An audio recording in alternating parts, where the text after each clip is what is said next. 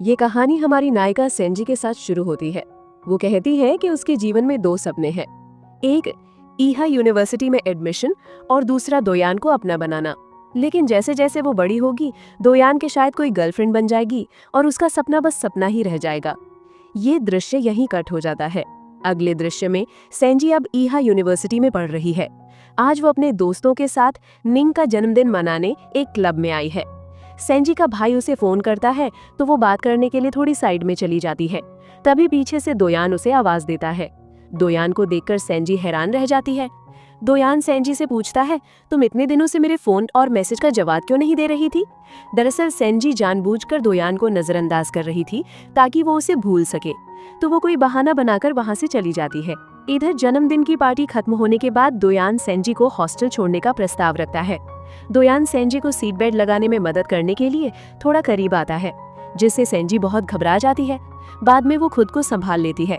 यहाँ दोयान फिर सेंजी को एक तोहफा देता है और कहता है, जब तुम्हारे भाई ने बताया कि तुमने इस यूनिवर्सिटी में एडमिशन ले लिया है तो ये खबर सुनकर मैं बहुत खुश हुआ। ये सोचकर कि अब इस शहर में मैं अकेला नहीं हूँ, कोई तो है जो मेरा जाना पहचाना है। दोयान के मुंह से ये बातें सुनकर सेंजी काफी हैरान होती है। फिर हॉस्टल लौटकर सेंजी दोयान का दिया हुआ तोहफा देख रही थी और खुद से कह रही थी, मैंने सोचा था कि दोयान यहाँ अपने परिवार के साथ रहता है, लेकिन उसने कहा कि वो यहाँ अकेला रहता है, तो उसका परिवार और उसकी गर्लफ्रेंड कहाँ है? सेंजी दोयान के बारे में ही सोच रही थी, तभी फ्लैशबैक में दिखाया जाता है कि एक दिन यान यानी सेंजी का भाई सेंजी को गाड़ी से सामान उतारने के लिए कह रहा था। सेंजी गाड़ी की डिक्की में एक गुड़िया देखती है और उसे उठा लेती है। उसे वो गुड़िया बदसूरत लगती है। तभी वहां दोयान आ जाता है और कहता है, तुम मेरी चीजें क्यों चुरा रही हो? सेंजी तब कहती है कि वो बिल्कुल चोरी नहीं कर रही है, वो तो अपने भाई का सामान उतारने में मदद कर रही है। दोयान कहता है, अगर तुम्हें गुड़िया पसंद है तो तुम इसे रख सकती हो। यहाँ से सीन वर्तमान में आ जाता है। दोयान सेंजी को मैसेज करता है और कहता है कि वो उसके साथ डिनर करना चाहता है और सेंजी कब फ्री रहेगी ये उसे बताए। हर बार की तरह सेंजी इस बार भी दोयान के मैसेज का जवाब नहीं देती है। अगले दिन सुबह सेंजी अपनी रूममेट्स को अपनी कहानी अपने एक दोस्त की कहानी बताकर सुनाने लगती है। सेंजी कहती है, मेरी एक दोस्त है जो अपने भाई के दोस्त को पसंद करती है, लेकिन वो दोस्त मेरी दोस्त को बहन की तरह मानता है और मेरी दोस्त को एक समय पता चला था कि लड़के की एक गर्लफ्रेंड भी है, इसलिए वो उसे भूलने की कोशिश कर रही थी, लेकिन हाल ही में उन दोनों की फिर से मुलाकात हो गई है। अब मेरी उस दोस्त को क्या करना चाहिए? वे नाम की एक लड़की पूछती है, लड़के की अब उम्र कितनी है? सेंजी बताती है 25। वे कहती है, क्या उसकी अभी कोई गर्लफ्रेंड है? जवाब में सेंजी ना कहती है। तब सिन बोल उठती है, 25 साल का एक लड़का अभी भी सिंगल है, कहीं ऐसा तो नहीं कि उस लड़के में कोई दिक्कत हो? सिन को रोककर वे पूछती है, लड़का कैसा है और क्या करता है? सेंजी बताती है, वो लड़का एक गेम डिजाइनर है और दिखने में जितना हैंडसम है उतना ही दयालु भी है। वे सब पूछने लगते हैं कि सेंजी की उस दोस्त के लड़के से मुलाकात कैसे हुई। सेंजी कह बैठती है, वो मेरे भाई के साथ अक्सर हमारे घर आता था। अब तो वे सब समझ जाते हैं कि सेंजी दरअसल अपनी ही कहानी सुना रही थी। निंग कहती है, तो सेंजी को एक मौका लेना चाहिए। अब उनकी बातें सुनकर सेंजी दोयान को मैसेज करती है और कहती है, तुमने कल मुझे हॉस्टल छोड़ा था, इसलिए धन्यवाद के तौर पर मैं तुम्हें डिनर कराना चाहती हूँ। क्या तुम आज रात फ्री हो? दोयान सेंजी को फोन करके कहता है कि वो उसके साथ डिनर पर जाएगा। फिर रात को सेंजी सुंदर होकर तैयार होती है। ये देखकर निंग कहती है, सेंजी क्या तुम डेट पर जा रही हो? सेंजी कहती है, बिल्कुल नहीं, मैं तो अपने एक दोस्त के साथ डिनर पर जा रही हूँ। सेंजी दोयान को फोन करती है तो दोयान कहता है कि आज वो उसके साथ डिनर पर नहीं जा पाएगा। दोयान की आवाज सुनकर सेंजी समझ जाती है कि उसकी तबीयत खराब है, इसलिए वो लोकेशन जानकर दोयान की कंपनी में चली आती है। फिर दोयान को अस्पताल में भर्ती कराया जाता है। अपेंडिक्स का ऑपरेशन होने के बाद उसे कुछ दिनों तक अस्पताल में रहना होगा। सेंजी भी दोयान के साथ यही रुक जाती है और दोयान की बहुत देखभाल करती है। सेंजी की एक रूममेट कहती है, बहुत रात हो गई है, तुम अभी तक हॉस्टल क्यों नहीं लौटी हो? सेंजी बताती है कि वो अभी अस्पताल में है, उसका एक दोस्त बीमार है, आज रात वो यहीं रहेगी। सेंजी की दोस्त कहती है, मिंग तो मैं ढूंढ रहा था। सेंजी देखती है कि मिंग ने उसे वॉइस मैसेज भेजा हुआ है। दोयान पूछता है, क्या ये लड़का सेंजी का वही ऑनलाइन बॉयफ्रेंड है जिसके साथ मिलने वो एक बार एयरपोर्ट गई थी? जवाब में सेंजी ना कहती है। अब सेंजी उस दिन की बात याद करती है जिस दिन वो पहली बार इस शहर में दोयान से मिलने आई थी, लेकिन दोयान के साथ एक लड़की को देखकर वो सोचती है कि वो दोयान की गर्लफ्रेंड है। इस कारण उदास होकर वो रोने लगती है। दोयान जब पूछता है कि वो यहाँ अकेली क्यों आई है और क्यों रो रही है, तब सेंजी उसे झूठ बोलती है कि वो अपने एक ऑनलाइन बॉयफ्रेंड से मिलने आई है, लेकिन लड़के ने उसके साथ धोखा किया है। खैर अगले दिन सेंजी दोयान के घर जरूरी चीजें लेने जाती है। वहाँ वो दोयान की ग्रेजुएशन डे की कुछ तस्वीरें देखती है। एक तस्वीर में शिया और दोयान थे। ये देखकर सेंगजी मन ही मन बहुत खुश होती है।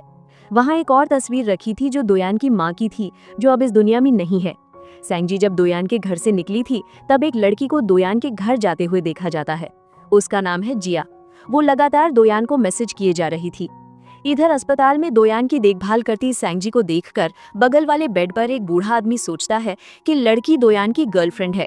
सेंगजी कहती है कि वो उसकी गर्लफ्रेंड नहीं है, लेकिन बूढ़ा आदमी कम सुनता था, इसलिए सेंगजी की बात समझ नहीं पाता है। फिर दोयान को अस्पताल से छुट्टी मिलने के बाद वे घर आ जाते हैं। दोयान देखता है कि सेंगजी ने उसके लिए हर जगह नोट्स लगाए हुए हैं कि उसे क्या करना है और क्या नहीं। ये सब देखकर दोयान मुस्कुराता है। अगले दृश्य में दिखाया जाता है कि सेंगजी की सभी सहेलियां न्यू ईयर सेलिब्रेशन के लिए चली गई थी, लेकिन सेंगजी कमरे में बैठकर पढ़ाई कर रही थी। दोयान उसे फोन करके डिनर के लिए इनवाइट करता है, क्योंकि पिछली बार बीमार होने के कारण वो सेंगजी के साथ डिनर पर नहीं जा पाया था। सेंगजी भी मान जाती है। फिर रात को उन दोनों को एक साथ रेस्टोरेंट में देखा जाता है। जिया नाम की वो लड़की भी इसी रेस्टोरेंट में थी। वो आकर गुस्से में दोयान से पूछती है, तुम मेरा फोन क्यों नहीं उठा रहे थे? जिया तो दोयान के मुंह पर पानी फेंक देती है। ये देखकर सेंगजी भी जिया पर पानी फेंक देती है। इससे जिया और भी ज्यादा गुस्सा हो जाती है और उन दोनों के साथ बदतमीजी करने लगती है। रेस्टोरेंट का मैनेजर और जिया की सहेली उन्हें वहां से ले जाते हैं। सेंगजी पूछती है, वो लड़की कौन थी? दोयान कहता है, एक लेनदार, उसे मेरे पिताजी से बहुत पैसे लेने हैं। इस समय आसमान में आतिशबाजी दिखती है। आतिशबाजी की रोशनी से चारों ओर और भी ज्यादा रोशनी हो जाती है।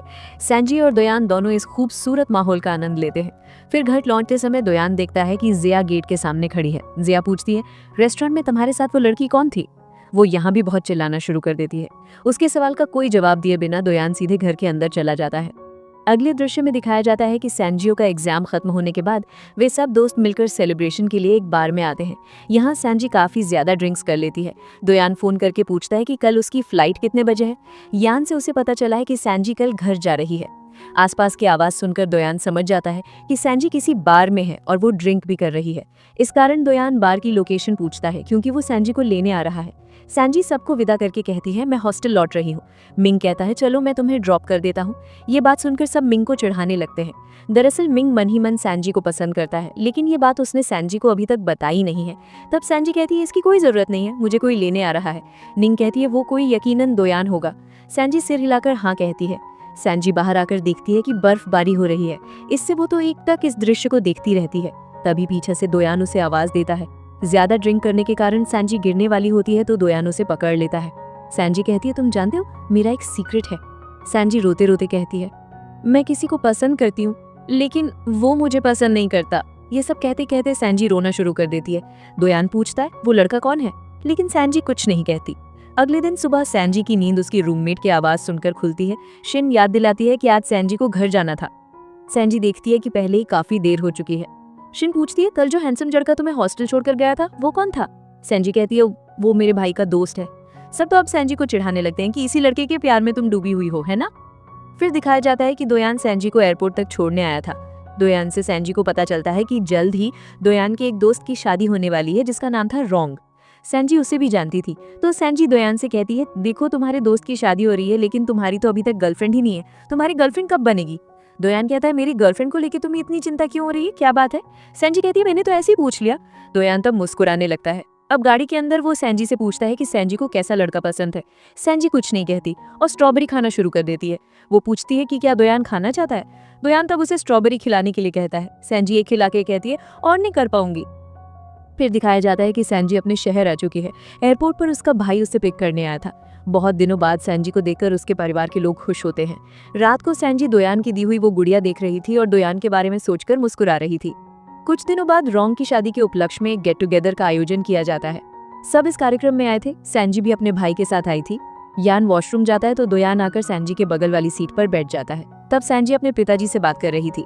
दोयान देखता है कि सेंजी के पिताजी उसे जीजी कहकर बुला रहे हैं। सेंजी से उसे पता चलता है कि केवल करीबी लोग ही सेंजी को इस नाम से बुलाते हैं। ये सुनकर दोयान भी उसे जीजी कहकर बुलाने लगता है। सेंजी कहती है कि उसके भाई की तो गर्लफ्रेंड बनने वाली है, जल्द ही वो जरूर डेट पर भी जाएगा। दोयान को भी यान के साथ डेट पर जाना चाहिए ताकि वो उसे देखकर कुछ सीख सके। दोयान कहता है, यान तो मुझे वहाँ अलाउ नहीं करेगा, उससे अच्छा चलो हम दोनों डेट पर चलते हैं। ये बात सुनकर सेंजी हैरान होकर देखती रह जाती है। दोयान लेकिन यहाँ सेंजी को एक हिंट दे रहा था। सेंजी कहती है, मैं तो तुम्हारे साथ नहीं जा पाऊंगी। दोयान पूछता है क्यों? सेंजी कहती है तुम मुझसे 5 साल बड़े हो, मैं तुम्हारे साथ जाऊंगी तो सब सोचेंगे कि बाप बेटी हैं। फिर दिखाया जाता है कि यान और बाकी सब मिलकर ड्रिंक करके रोंग के साथ चले जाते हैं। सेंजी गुस्से में खड़ी थी क्योंकि यान उसे घर नहीं छोड़ेगा। दोयान तब आकर कहता है मैं तुम्हें छोड़ दूंगा। दोयान सेंजी को न्यू ईयर के उपहार के रूप में एक तोहफा भी देता है, फिर उसे विदा करके चला जाता है। सेंजी देखती है कि दोयान ने उसे एक सुंदर ब्रेसलेट उपहार में दिया है, इससे वो बहुत खुश होती है। दूसरी ओर दिखाया जाता है कि दोयान अपने दोस्त रोंग से कह रहा है कि वो एक लड़की को पसंद करता है। दोयान सेंजी के बारे में बहुत कुछ बताता है लेकिन सेंजी का नाम नहीं लेता। रोंग कहता है लगता है लड़की भी तुम्हें पसंद करती है, इसलिए समय रहते उसे अपने दिल की बात बता दो। लेकिन दोयान अभी श्योर नहीं था कि सेंजी उसे पसंद करती है या नहीं, इसलिए फिलहाल वो कोई फैसला नहीं ले पा रहा था। हालांकि हम तो जानते हैं कि सेंजी दोयान को बचपन से ही पसंद करती है। खैर, अगले दिन सेंजी और दोयान फिर से लौट जाते हैं। एयरपोर्ट पर दोयान की मुलाकात उसके क्लासमेट से हो जाती है। लड़का दोयान से कहता है तुम हमारी रियूनियन पार्टी में क्यों नहीं आए? दोयान कहता है काम की व्यस्तता के कारण वो जा नहीं पाया। लड़का कहता है पार्टी में जिया आई थी और उसने कहा था कि जल्द ही उसकी और तुम्हारी शादी होगी। दोयान तब कहता है ऐसा कुछ भी नहीं है, जिया झूठ बोल रही है। ये कहकर वो सेंजी को लेकर चला जाता है। सेंजी पूछती है जिया क्या रेस्टोरेंट वाली वो लड़की थी? जवाब में दोयान हाँ कहता है और साथ ही ये भी कहता है कि उसका और जिया का कोई संबंध नहीं है और वो उसकी एक्स गर्लफ्रेंड भी नहीं है। सेंजी बोल उठती है पहले तो तुम्हारी एक गर्लफ्रेंड थी, इस शहर में पहली बार आकर मैंने एयरपोर्ट पर तुम्हारे साथ जो लड़की देखी थी मैं उसकी बात कर रही हूँ। दोयान हंसकर कहता है वो तो इसकी ऑफिस की बॉस थी जिसका बेटा प्राइमरी स्कूल में पढ़ता है। सेंजी मन ही मन सोचती है इसका मतलब मैं इतने दिनों से दोयान के बारे में गलत सोचती आई हूँ, दोयान की कभी कोई गर्लफ्रेंड थी ही नहीं। ये जानकर सेंजी बहुत खुश होती है। खैर, अगले दिन दोयान को उसके ऑफिस में देखा जाता है। ऑफिशियल काम खत्म करके वो जल्दी से जा रहा था। अपनी बॉस से मुलाकात होती है तो बॉस, जो एक महिला है, दोयान के जल्दी जाने का कारण पूछती है। दोयान तब कहता है कि उसका एक लड़की के साथ बाहर घूमने जाने का प्लान है। दोयान की बॉस बहुत अच्छे दिल की महिला थी। वो दोयान को जाने देती है और कहती है एक दिन उस लड़की को यहाँ भी लेकर आना। दोयान तब बॉस को बताता है आप उस लड़की को जानती हैं। दोयान बताता है कि कुछ साल पहले एयरपोर्ट पर उस लड़की से उसकी मुलाकात हुई थी। बॉस को तब सेंजी की बात याद आती है। दोयान बॉस से एक मदद मांगता है और बॉस भी दोयान की मदद करने को राजी हो जाती है और लड़की को लेकर आने के लिए कहती है। फिर हम दुआन और सेंजी को समुद्र में घूमने जाते हुए देखते हैं। यहाँ तक कि दुआन सेंजी को अपने सहकर्मियों से भी मिलवाने लाता है। कोई पूछता है लड़की कौन है? दुआन कहता है मेरी दोस्त।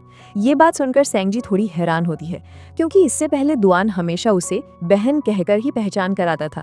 ये पहली बार था जब उसने उसे दोस्त के रूप में पहचान कराई। ये बात सेंजी को बहुत अच्छी लगती है। फिर सेंजी वॉशरूम जाती है तो वहाँ दुआन का बॉस भी आता है। बॉस का नाम था शियून। तो शियून बताता है कि उस दिन एयरपोर्ट पर दुआन के साथ उसके पति को जाना था क्योंकि दुआन उस दिन थोड़ा बीमार था। हालांकि उसका पति एक क्लाइंट के साथ मीटिंग में व्यस्त था, इसलिए वो दुआन के साथ गई थी। हड़बड़ी में वो उस दिन सेंजी को अच्छे से विदा भी नहीं कर पाई थी। सेंजी कहती है कोई बात नहीं। शियून के चले जाने पर सेंजी मन ही मन सोचती है कि दुआन की बॉस ने मुझे इतना सब कुछ एक्सप्लेन क्यों किया। दरअसल दुआन ने ही शियून को ये बातें सेंजी को बताने के लिए कहा था ताकि शियून और दुआन को लेकर सेंजी के मन में कोई संदेह न रहे।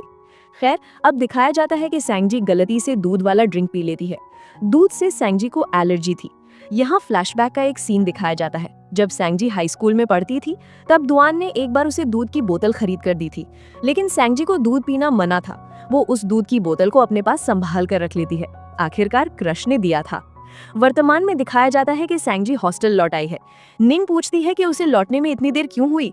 सेंजी तब कहती है कि वो एलर्जी के लिए दवा लेने अस्पताल गई थी। सेंजी कहती है कि उसके साथ दुआन भी था। निंग तो अब सेंजी को इस पर चिढ़ाने लगती है। खैर, अगले दिन सेंजी का जन्मदिन था। दुआन सेंजी को मैसेज करके कहता है मैं नीचे तुम्हारा इंतजार कर रहा हूँ। सेंजी तब तैयार होकर निकल पड़ती है। हॉस्टल के गेट पर उसकी मुलाकात मिंग से होती है। मिंग सेंजी के जन्मदिन के उपलक्ष्य में उसे एक तोहफा देता है और पूछता है कि क्या वो उसके साथ कॉफी पीने जाएगी, लेकिन सेंजी कहती है कि उसका किसी और के साथ घूमने जाने का प्लान है। मिंग तब कुछ और कहे बिना चला जाता है और सेंजी दुआन के पास चली आती है। यहाँ दुआन सेंजी को एक खूबसूरत जगह पर लाता है और मोमबत्ती जलाकर केक काटने के लिए कहता है। दुआन सेंजी को एक तोहफा भी देता है। फिर पूछता है कि तब सेंजी के साथ जो लड़का था क्या उसने उसे प्रपोज किया था। सेंजी कहती है कुछ वैसा ही। दुआन कहता है तुमने एक्सेप्ट क्यों नहीं किया। सेंजी कहती है वो उसे पसंद नहीं करती। अब दुआन पूछता है सेंजी को फिर कैसा लड़का पसंद है। सेंजी कहती है लड़का दिखने में हैंडसम होना चाहिए, मुझसे लंबा होना चाहिए और दयालु भी होना चाहिए। दुआन कहता है ये सारे गुण तो मुझ में भी हैं, तो क्या मैं तुम्हें प्रपोज कर सकता हूँ। ये बात सुनकर सेंजी तो हकी बकी रह जाती है। सेंजी को लग रहा था कि दुआन मजाक कर रहा है, इसलिए वो कहती है तुम प्रपोज भी करोगे तो भी मैं एक्सेप्ट नहीं करूंगी। दुआन तब कहता है अगर मैं कुछ सालों तक तुम्हारे पीछे पड़ा रहूं तो भी क्या तुम राजी नहीं होगी। सैंजी को लग रहा था कि दुआन वाकई मजाक कर रहा है, इसलिए वो उसकी बातों पर कोई ध्यान नहीं देती। अब घर लौटकर सैंजी दुआन के दिए गिफ्ट बॉक्स को खोलती है और देखती है कि वहाँ एक कैमरा है और कैमरा खरीदकर दुआन ने सबसे पहले अपनी एक तस्वीर खींची थी। इस समय दुआन सैंजी को मैसेज करके कहता है मेरी तस्वीर ही असली गिफ्ट है, तस्वीर को तुम अपने फोन के वॉलपेपर पर सेव करके रखना। सैंजी समझ जाती है कि दुआन उसके साथ फ्लर्ट करने की कोशिश कर रहा है। यान भी सैंजी को जन्मदिन की शुभकामनाएं देता है। सैंजी अपने भाई को बताती है कि वो एक लड़के को पसंद करती है। यान तब सैंजी को कहता है कि सैंजी अभी छोटी है, बॉयफ्रेंड पर फोकस न करके उसे पढ़ाई पर फोकस करना चाहिए। दूसरी ओर ऑफिस खत्म करके दुआन जब पार्किंग लॉट में आता है तब देखा जाता है कि वहाँ पहले से ही जिया उसका इंतजार कर रही थी। जिया दुआन से पैसे मांगने लगती है। दुआन उसे अवॉइड करने की कोशिश करता है तो जिया दुआन को अनाप शनाप बातें सुनाने लगती है। वो कहती है स्कूल लाइफ से मैं तुम्हें पसंद करती हूँ और तुम अब दूसरी लड़की के साथ घूम रहे हो, मैं तुम्हें नहीं छोड़ूंगी। दुआन कहता है तुम्हारी जो इच्छा हो कर सकती हो, मुझे कुछ फर्क नहीं पड़ता। ये कहकर वो वहाँ से गाड़ी लेकर चला जाता है। दुआन अपनी पिछली बातें ही सोच रहा था। दरअसल दुआन के पिताजी के कारण जिया के पिताजी का एक्सीडेंट हो गया था और मौके पर ही मौत हो गई थी। पश्चाताप के कारण दुआन के पिताजी ने भी बिल्डिंग से कूदकर जान दे दी थी। जिया स्कूल में हमेशा दुआन को खूनी कहकर बुलाती थी और अपमान करती थी। कोर्ट ने फैसला सुनाया कि दुआन के परिवार को मुआवजे के तौर पर बड़ी रकम जिया को देनी होगी। दुआन के पिताजी चूंकि अस्पताल में थे, इसलिए दुआन और उसकी माँ को ही ये पैसा चुकाना होगा। कर्ज का बोझ न सहन कर पाने के कारण दुआन की माँ ने तो आत्महत्या कर ली। दुआन का जीवन और भी ज्यादा मुश्किल हो गया। तब से विभिन्न पार्ट टाइम जॉब करके दुआन जिया के सारे पैसे चुकाना शुरू कर देता है। ये बातें याद करके दुआन तो काफी अपसेट हो जाता है। वो अस्पताल आता है अपने पिताजी को देखने के लिए। इतने सालों से दुआन के पिताजी भी कोमा में है। डॉक्टर कोई भी नहीं बता पा रहे कि कब उन्हें होश आएगा। अगले सीन में दिखाया जाता है कि सैंजी यूनिवर्सिटी में क्लास कर रही है। दुआन उसके बगल में बैठता है तो सैंजी पूछती है कि वो यहाँ क्या कर रहा है। जवाब में दुआन कहता है कि वो सैंजी को मिस कर रहा था, इसलिए मिलने चला आया है। सैंजी तो दुआन की बातों पर बिल्कुल विश्वास नहीं करती। दुआन सैंजी की ओर एक टक देखता रहता है, इसलिए सैंजी सोने का नाटक करती है। दुआन तब सैंजी के थोड़ा करीब आकर हाथ से सैंजी के गाल को छूता है। इससे सैंजी को लगता है कि दुआन उसे किस कर रहा है।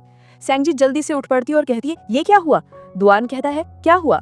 सैंजी मन ही मन कहती है वो मेरे साथ फ्लर्ट करने की कोशिश कर रहा है, अब मैं उल्टा उसके साथ फ्लर्ट करूंगी। ये सोचकर सैंजी तो दुआन के गाल पर ही किस कर देती है और कहती है अब हिसाब बराबर। ये देखकर दुआन तो मुंह खोले उसकी ओर देखता रह जाता है। खैर फिर एक दिन शाम को सैंजी दुआन की ऑफिस आती है। दरअसल आज दुआन का जन्मदिन था, इसलिए सैंजी केक लेकर आकर उसे विश करती है। दुआन भी विश करता है कि अगले साल भी वो सैंजी के साथ अपना बर्थडे सेलिब्रेट कर सके। अगले दिन सैंजी और उसके सभी दोस्त एक कैफे में गपशप कर रहे थे। इधर जिया फिर बहुत देर से सैंजी का पीछा कर रही थी। एक समय सैंजी को अकेला पाकर जिया कहती है तुम यकीनन दुआन की नई गर्लफ्रेंड हो ना। जिया दुआन के बारे में मन गढ़ंत बहुत सारी झूठी बातें सैंजी को बताती है कि उसने कई लड़कियों के साथ डेट किया है, उसके पिताजी के कारण जिया के पिताजी मर गए हैं, दुआन एक खूनी का बेटा है। ऐसी विभिन्न ऊटपटांग बातें बोलती रहती है और सैंजी को दुआन से दूर रहने के लिए कहती है।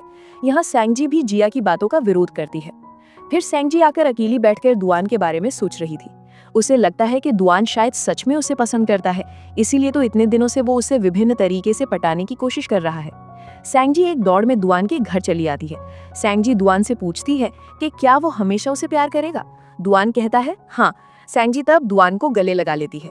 दुआन भी कहता रहता है क्या तुम मेरी गर्लफ्रेंड बनने के लिए तैयार हो। सैंजी सिर हिलाकर सहमति देती है। अब दुआन को कौन रोके, उसने तो सैंजी को चूम ही लिया। इससे सैंजी भी बहुत शर्मा गई। फिर सैंजी चुपचाप एक जगह बैठ गई और दुआन बस उसे ही देखता रहा, क्योंकि दुआन भी लंबे समय से सैंजी से प्यार करता आ रहा था, लेकिन दोस्त की बहन होने के कारण वो उससे ये बात कह नहीं पा रहा था। अब उनका प्यार जैसे पूर्णता पा गया। फिर दुआन कहता है कि सैंजी उसका पहला प्यार है। ये सुनकर सैंजी भी मुस्कुराती है। दुआन अब सैंजी को अपने परिवार के बारे में सब कुछ बताने लगता है। साथ ही ये भी कहता है कि उसका अपना कोई घर नहीं है, बस एक गाड़ी और कुछ सेविंग्स है। सैंजी कहती है कि उसे इन सब से कोई परेशानी नहीं है, बस दुआन उसके पास रहे। वो दुआन के प्यार के अलावा उससे और कुछ नहीं चाहती। ये सुनकर दुआन भी बहुत खुश होता है। फिर रात को दुआन सैंजी को हॉस्टल छोड़ आता है। वे दोनों अपने रिश्ते को लेकर बहुत खुश थे। अगले दिन सैंजी दुआन के घर पढ़ाई करने आती है। क्योंकि कुछ दिनों बाद सैंजी के एग्जाम थे, हॉस्टल में पढ़ाई करने में उसे असुविधा हो रही थी, इसलिए शांत माहौल में पढ़ने के लिए सैंजी यहाँ चली आई है। सैंजी दोयान को भी यहाँ से जाने के लिए कहती है क्योंकि उसके रहने से सैंजी की पढ़ाई में व्यवधान होगा। दोयान तब बाहर चला जाता है। बहुत देर तक पढ़ाई करते करते सैंजी को तो नींद आ जाती है और वो बिस्तर पर जाकर सो जाती है। दोयान जब उसे बुलाते बुलाते कमरे में आ रहा था तब आवाज सुनकर उठने की कोशिश में सैंजी तो बेड से नीचे गिर जाती है। दोयान आकर देखता है कि सैंजी नीचे गिरी पड़ी है तो पूछता है, तुम यहाँ क्या कर रही हो? सैंजी तो शर्म के मारे बात टालने के लिए कहती है, मैं ऐसे ही पढ़ने में ज्यादा एक्साइटेड फील करती हूँ। क्या अजीब स्थिति है सोचिए। दोयान सैंजी को अपने करीब खींच लेता है और पूछता है, अब एक्साइटेड फील कर रही हो ना? दोयान का इतना करीब आता देख सैंजी तो अब बहुत घबरा जाती है और दोयान को हटा देती है। खैर अब तो काफी रात हो चुकी थी, इसलिए सैंजी को हॉस्टल वापस जाना था, लेकिन दोयान का तो सैंजी को बिल्कुल भी जाने देने का मन नहीं कर रहा था। सैंजी के जाते समय दोयान उसे गुड बाय किस करता है। अगले दृश्य में हम सैंजी को एक कंपनी में इंटर्न के रूप में देखते हैं। इस कंपनी में जिया की एक दोस्त भी जॉब करती है। सैंजी को उसे देखकर कुछ जाना पहचाना सा लगता है, लेकिन वो याद नहीं कर पाती कि उसने उसे कहाँ देखा है। इधर यान सैंजी को फोन करके पूछता है कि गर्मी की छुट्टियों में वो घर कब आएगी, लेकिन सैंजी बताती है कि वो इस बार घर नहीं जाएगी, बल्कि पूरी गर्मी की छुट्टियों में वो एक कंपनी में इंटर्न के रूप में काम करेगी। यान सैंजी से कहता है, तुम्हें ये सब जॉब करने के लिए किसने कहा है? ये सब जॉब छोड़ो और घर वापस आ जाओ, तुम्हारे दिमाग में वैसे भी अक्ल नहीं है। बस इसी बात पर दोनों भाई बहन में झगड़ा शुरू हो जाता है और यान कॉल काट देता है। फिर कंपनी से बाहर निकलकर सैंजी दोयान से मिलती है और वे दोनों हाथ पकड़कर टहलने निकलते हैं। कहा जा सकता है कि वे एक तरह से डेट पर ही निकले हैं। सारा दिन वे यहाँ बहुत मजे करते हैं। फिर रात होने पर हर दिन की तरह दोयान आज भी सैंजी को हॉस्टल तक छोड़ाता है। सैंजी जब जाने लगती है तो दोयान कहता है, मुझे लग रहा है कि तुम कुछ भूल गई हो। सैंजी पूछती है, क्या भूल गई हूँ? दोयान कहता है, कुछ नहीं। दरअसल दोयान को लगा था कि जाने से पहले सैंजी उसे किस करेगी, लेकिन ऐसा कुछ नहीं होता, इसलिए दोयान थोड़ा उदास होकर वापस जाने लगता है। तभी सैंजी पीछे से उसे आवाज देती है और आकर दोयान को किस कर देती है। दोयान भी तो यही चाहता था, इस कारण वो बहुत खुश हो जाता है। उस दिन फिर जिया दोयान के घर के दरवाजे पर दस्तक देती है। दोयान दरवाजा खोलता है तो जिया गुस्से में पूछती है, तुम मुझे अवॉइड क्यों कर रहे हो? दोयान कहता है, कोर्ट के आदेश के अनुसार मैंने तो तुम्हारे सारे पैसे चुका दिए हैं, तो अब तुम मुझसे और क्या चाहती हो? कृपया यहाँ से चली जाओ, मैं तुम्हें दोबारा कभी नहीं देखना चाहता। ये कहकर दोयान जिया के मुंह पर दरवाजा बंद कर देता है। दूसरी ओर सैंजी पर काम का बहुत दबाव था, क्योंकि जिया की दोस्त शिया जानबूझकर सैंजी से बहुत ज्यादा काम करवाती थी। एक समय सैंजी शिया को जिया से बात करते हुए सुन लेती है। तब सैंजी को याद आता है कि उसने एक बार रेस्टोरेंट में शिया को जिया के साथ देखा था। परिणाम स्वरूप सैंजी भी समझ जाती है कि शिया जानबूझकर उससे इतना ज्यादा काम करवा रही थी। तो अगले दिन लंच ब्रेक के समय सैंजी ऑफिस में सो गई थी। शिया उसे जगाती है ताकि वो ऑफिशियल काम करे। सैंजी कहती है कि वो कोई अतिरिक्त काम नहीं कर सकती। ओवरटाइम काम के लिए उसे कोई सैलरी नहीं मिलेगी, तो वो ओवरटाइम काम क्यों करेगी?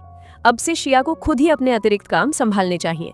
ये कहकर सैंजी चली जाती है। बाहर आकर उसकी फिर से जिया से मुलाकात हो जाती है। जिया दोयान को लेकर सैंजी के कान भरने लगती है, लेकिन सैंजी उसकी बातों पर कोई ध्यान नहीं देती। बाद में दोयान से मिलने पर सैंजी जिया की सारी बातें बता देती है और कहती है कि अगर हो सके तो उसे थोड़ा डॉक्टर के पास जाने को कहो, उसके दिमाग में कोई परेशानी है।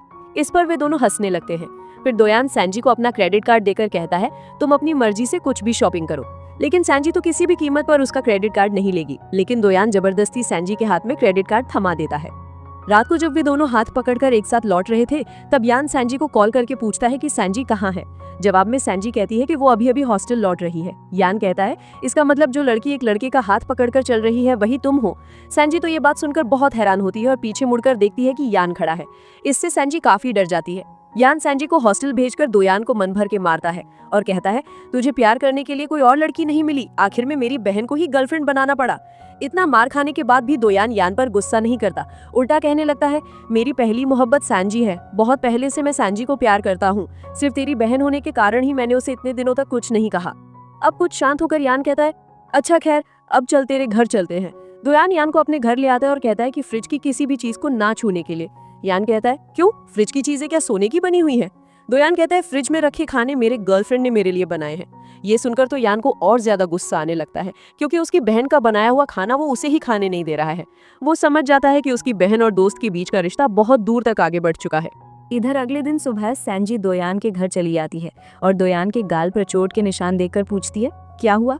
दोयान झूठ बोलता है कि वो बाथरूम में पैर फिसलने से गिर गया, लेकिन सैंजी तो समझ चुकी थी कि उसके भाई ने उसके बॉयफ्रेंड को मारा है। इसलिए सैंजी अपने भाई यान का गला दबा लेती है और कहती है, तुम्हारी हिम्मत कैसे हुई मेरे बॉयफ्रेंड पर हाथ उठाने की? यान किसी तरह उसे छुड़ाता है। सैंजी कहती है कि इसके बाद अगर यान उसके बॉयफ्रेंड पर हाथ उठाएगा तो सैंजी भी यान की गर्लफ्रेंड को पीट कर आएगी। ये सुनकर यान तो हैरान रह जाता है कि उसकी छोटी बहन अब बहुत बड़ी हो गई है। तभी दोयान कहता है, तुम शांत हो जाओ, मैंने अकेले मार नहीं खाई है, मैंने भी यान को मारा है। ये सुनकर सैंजी फिर से अपने भाई का पक्ष लेना शुरू कर देती है और दोयान से कहती है, क्या तुमने मेरे भाई को मारा? उसे मारने का अधिकार तुम्हें किसने दिया? ये बात सुनकर यान तो अब हंस पड़ता है। अगले दिन यान अपने घर लौट जाता है, लेकिन जाने से पहले वो दोयान को सैंजी का अच्छे से ख्याल रखने के लिए कहता है, क्योंकि अब क्या करेगा, जब बेस्ट फ्रेंड ने अपनी ही बहन को पटा लिया हो तो वहाँ और क्या कहने को रहता है। इधर यान के चले जाने पर सैंजी बच्चों की तरह रोना शुरू कर देती है। दोयान तभी उसे संभालता है। रात को देखा जाता है कि सैंजी के कमरे का एसी खराब हो गया था, इसलिए वो दोयान के घर चली आती है। यहाँ अचानक ही दोयान सैंजी के बहुत करीब आ जाता है और उसे चूम लेता है। इससे सैंजी शर्माकर कमरे में जाकर दरवाजा बंद कर देती है। अगले दिन सुबह नींद से उठकर सैंजी देखती है कि दोयान ने उसके लिए ब्रेकफास्ट तैयार कर रखा है। कुछ देर बाद दोयान घर लौटता है तो सैंजी देखती है कि दोयान के मन उदास है। वो दोयान से उदास होने का कारण पूछती है तो दोयान बताता है कि आज उसकी माँ की पुण्यतिथि है। उसका मन उदास देखकर सैंजी कहती है, तुम चाहो तो रो सकते हो। दोयान तब सैंजी को गले लगाकर रोने लगता है। वो सैंजी को कहीं भी जाने से मना करता है। सैंजी भी उसके सिर पर हाथ फेरकर उसे शांत करने की कोशिश करती है। फिर देखते देखते सैंजी का इंटर्नशिप खत्म हो जाता है। देखा जाता है कि सैंजी सबके लिए गिफ्ट खरीद कर लाई थी। वो शिया के लिए भी गिफ्ट लाई थी। सैंजी कहती है, मैं जब पहली बार कंपनी में आई थी तो बहुत से काम नहीं कर पाती थी, आपसे बहुत कुछ सीखा है। और हाँ, मैंने किसी का बॉयफ्रेंड चोरी नहीं किया है। आपको अपनी दोस्त का इलाज करवाना चाहिए, तब आप समझ पाएंगे कि आप बस यूं ही अपनी दोस्त को सपोर्ट कर रही हैं। आज शिया भी कुछ नहीं कहती, वो एकदम चुप रहती है, क्योंकि वो अच्छी तरह जानती है कि सैंजी एकदम सही बात कह रही है। यहाँ वो अपनी गलती भी समझ पाती है। फिर सैंजी और दोयान सैंजी के शहर चले आते हैं। सैंजी जब घर लौटती है तो उसका परिवार उसे देखकर बहुत खुश होता है। खाना खाते समय वो दोयान के साथ मैसेज पर बात कर रही थी। सैंजी के माता पिता को तब संदेह होता है, सैंजी किसके साथ इतना हंस हंस कर बात कर रही है। वे पूछते हैं कि सैंजी अपने बॉयफ्रेंड के साथ बात कर रही है या नहीं। सैंजी की माँ पूछती है, लड़का दिखने में कैसा है, क्या करता है, उसके साथ उसे यूनिवर्सिटी में पढ़ता है या नहीं। लेकिन सैंजी तो कोई जवाब न देकर बहाना बनाकर वहां से चली जाती है। दूसरी ओर हम दोयान को उसके सभी फ्रेंड्स के साथ देखते हैं। रोंग सहित जब सभी को पता चलता है कि दोयान की अब गर्लफ्रेंड है तो वो बहुत हैरान होते हैं, और भी ज्यादा हैरान ये जानकर होते हैं कि उसकी गर्लफ्रेंड और कोई नहीं बल्कि यान की बहन सैंजी है। इसके साथ ही वो काफी खुश भी होते हैं कि इतने समय बाद बेचारे दोयान ने एक गर्लफ्रेंड बनाई है। रात को दोयान और सैंजी बस से घर लौट रहे थे। सैंजी थोड़ी ड्रिंक्स कर रही थी। वो दोयान से पूछती है कि दोयान ड्रिंक्स क्यों नहीं करता, क्या उसे अल्कोहल से एलर्जी है। दोयान कहता है, वो तो टेस्ट करने पर ही पता चलेगा। ये कहकर वो सैंजी को किस करता है, फिर कहता है, नहीं, लगता है मुझे अल्कोहल से कोई एलर्जी नहीं है।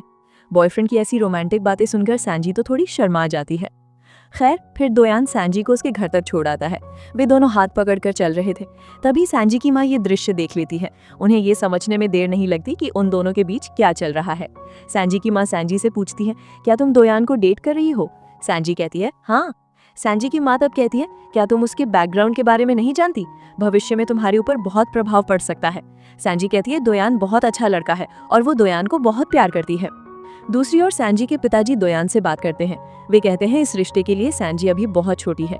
दोयान, तुम उसकी उम्र से लगभग आधे से भी ज्यादा बड़े हो। इसके अलावा तुम्हारी पारिवारिक जो समस्याएं हैं उनका प्रभाव सैंजी पर पड़ सकता है। एक बात में कहें तो सैंजी के माता पिता दोयान के साथ सैंजी के रिश्ते को स्वीकार नहीं कर पा रहे थे। उनकी बातें सुनकर दोयान भी तय करता है कि वो सैंजी के जीवन से चला जाएगा। दोयान के चले जाने पर सैंजी सब कुछ जान जाती है। सैंजी के पिताजी सैंजी को भी इस रिश्ते को यहीं खत्म करने के लिए कहते हैं। इससे सैंजी काफी इमोशनल होकर रोने लगती है और कहती है कि सैंजी और दोयान दोनों एक दूसरे को प्यार करते हैं। सैंजी कभी भी दोयान के बिना रहने की बात सोच नहीं सकती। फिर सैंजी दोयान को फोन करके कहती है, तुम माता पिता की बातों का बुरा मत मानना। दोयान कहता है, ठीक है, कोई बात नहीं, उन्होंने तो तुम्हारी भलाई के लिए ही ये बातें कही हैं। अगले दिन ऑफिस के काम के लिए दोयान अपने शहर लौट आता है। सैंजी भी चली आती है और दोयान को अभी एयरपोर्ट आने के लिए कहती है। दोयान के आने पर सैंजी कहती है, तुम्हें याद है कुछ साल पहले मैं अपने ऑनलाइन बॉयफ्रेंड से मिलने इस शहर में आई थी। दरअसल मैंने तुम्हें तब झूठ बोला था। उस दिन मैं तुमसे मिलने यहाँ आई थी। मेरा कभी कोई ऑनलाइन बॉयफ्रेंड था ही नहीं, लेकिन तुम्हारे साथ तुम्हारी बॉस को देखकर मैंने सोचा था कि वो लड़की शायद तुम्हारी गर्लफ्रेंड है। तब खुद को कंट्रोल न कर पाने के कारण मैं रो पड़ी थी। मैंने तुम्हें एक और झूठ बात कही है, इस शहर आने के बाद मैंने तुम्हें प्यार नहीं किया। जिस दिन तुमसे मेरी पहली मुलाकात हुई थी उसी दिन से मैं तुम्हें प्यार करती थी। सैंजी अपनी विश लिस्ट दिखाती है, जहाँ लिखा था कि सैंजी ईहाई यूनिवर्सिटी में पढ़ना चाहती है और दोयान के साथ रहना चाहती है। सब कुछ देखकर दोयान तो काफी इमोशनल हो जाता है और सैंजी को गले लगा लेता है और तय करता है कि वो सैंजी को कभी छोड़कर नहीं जाएगा। अब रात को दोयान बैठकर पुरानी बातें ही सोच रहा था। सैंजी असल में दोयान से कहती है, मैं सच में तुम्हें बहुत ज्यादा प्यार करती हूँ। इतने सालों से तुम मुझे प्यार कर रहे हो और मैं वो कभी समझ ही नहीं पाई। ये सुनकर सैंजी दोयान को किस करती है और वे दोनों एक साथ कुछ समय बिताते हैं। फिर दोयान सैंजी को लेकर अस्पताल आता है अपने पिताजी को देखने के लिए। दोयान के पिताजी की हालत उतनी अच्छी नहीं थी। दोयान सैंजी को बाहर से पानी की बोतल खरीदने के बहाने बाहर भेज देता है, क्योंकि वो नहीं चाहता था कि दोयान का दर्द देखकर सैंजी भी दुखी हो। यहाँ दोयान अपने पिताजी से कहता है, अगर आपने उस दिन अपना दोष स्वीकार करके सजा कबूल कर ली होती तो आज हमारी जिंदगी अलग होती। दोयान ये भी कहता है कि उसके पिताजी को अस्पताल में भर्ती कराने के बाद उनके पास पैसे भी नहीं थे, साथ ही भारी भर का मुआवजे का बोझ भी था। सब कुछ सहन ना कर पाने के कारण दोयान की माँ भी उसे छोड़कर इस दुनिया से चली गई। ये सब कुछ कहते कहते दोयान तो इमोशनल हो जाता है। खैर, ऐसे ही और कुछ दिन बीत जाते हैं। अब दोयान को फिर से सैंजी के घर में देखा जाता है। यहाँ यान भी था। अब सैंजी के माता पिता भी समझ चुके थे कि दोयान और सैंजी एक दूसरे को कितना प्यार करते हैं। इस कारण उन्होंने आखिरकार उन दोनों के रिश्ते को स्वीकार कर लिया। घर से निकलकर दोयान सैंजी को ये अच्छी खबर बता देता है। खबर सुनकर सैंजी तो बहुत खुश होती है।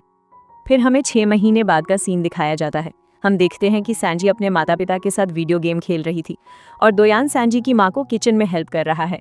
दोयान को सैंजी के साथ साथ एक सुंदर परिवार भी मिला है, जिन्होंने उसे अपने बच्चे की तरह संभाला है।